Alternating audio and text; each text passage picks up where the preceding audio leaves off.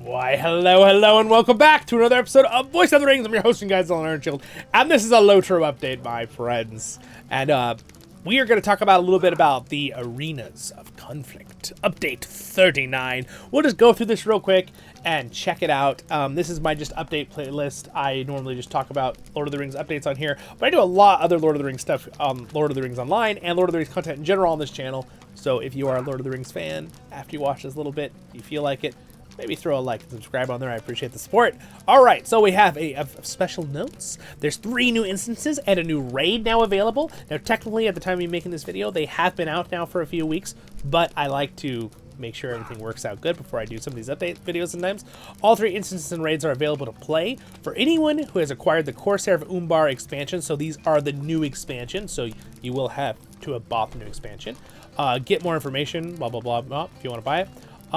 Right now, if you are a VIP, you do get up to the newest expansion. I have a whole video on that if you're curious on how the free-to-play system works. It's a great free-to-play system. You can play hundreds and hundreds of hours and get close to max level without the newest expansion. Technically, it would be hard to get to the top level just for the XP wise, but you could.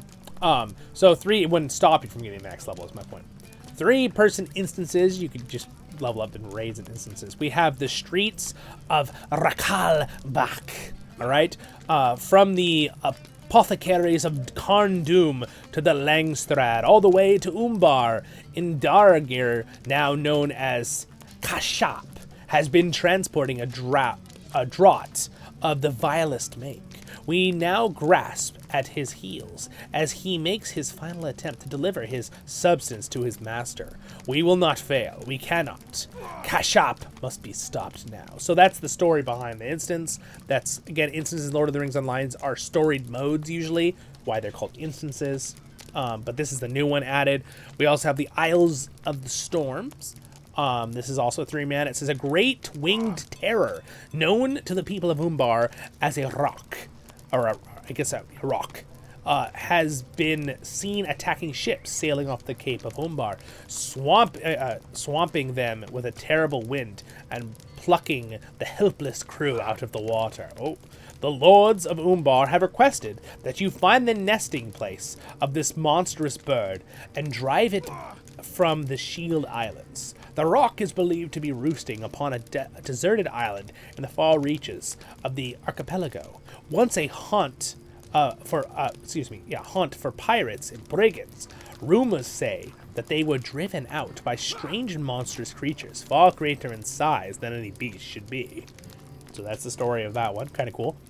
And then we have a 6-person instance, which is the classic fellowship size, which is called Dalhal Hulzil. I'm probably destroying this. The Arena. Oh, this is cool. So this is the big, okay.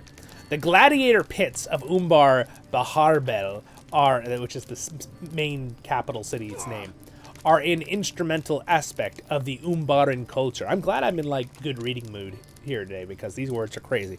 The battle in the arena of Umbar serve many purposes to the city. Foremost, the arena battles entering the masses. Second, the arena battles serve the meta out justice against the city's greatest offenders. Since taking control of Umbar, the Kindred of the Coin altered the arena's rules. Capital punishment and wanton death are a thing of the cruel past. Combat is now a sport for the masses to engage with and enjoy.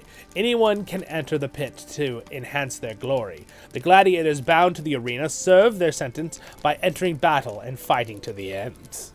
These instances are all currently available through Tier 3 and will unlock to Tier 5 on March 21st, which, at the time of me reading this, is already officially all out.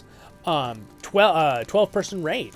We also have the raid one, which is the Depths of Makda Corbo. Oh gosh, I think I butchered that name too. After the confirmation in the city, a citadel of winds, the ship bearing Azog Belondor and Nakaski, Reaper of the Waves, sails northwest into the chateau cast by the Maktan Corbo. Pursuing the trio, you enter the depths of a long hidden cavern leading through the dark, twisting passages ending on an iron wrought gate. The smell of the sea, iron, and ash assails you as you press deeper beneath the land and closer to the remnants of the temple ruins. This new raid is currently available at Tier 1. Okay, and then they release it at different levels later. The Elder Slades, Delvings, are now available. So Delving is a system in the game. Now the Elder Slade areas have it. You can read it there. I'm not going to read that because it's not a story. So I just want to read stories for you for fun. New classes and news and notes, for classes and skills. All non-immediate class combos. You can go through this yourself. They've done some updates, tweaks. They do this every big update, or medium update. This is kind of like a medium-sized update. It's got some stuff, but it's not like a full area. It's just some instances and raids. You can see you've got some updates on all the characters. Guardians have some, Hunters, Lore Masters, Mariners. You can read it yourself. I'll link in the description for you if you want to know the details on your class and what they've done. You know, Runekeeper's fire damage is increased by 20%. That's a pretty massive update, actually. And they're 35% for their lightning. Wow. That sort of seem like really big numbers, but yeah, that's pretty cool. So combat and monsters, fix an issue, protecting sea lanes, Umbar missions. So they fix some stuff, some updates, some crafting updates. Some of crafting medium and light helm and gloves have their names changed to better reflect their appearance. Weapons polishes have been removed to luck stone category and crafting panel. So they've done just some fine touches on that. Events. Players can no longer exploit the last gate for no.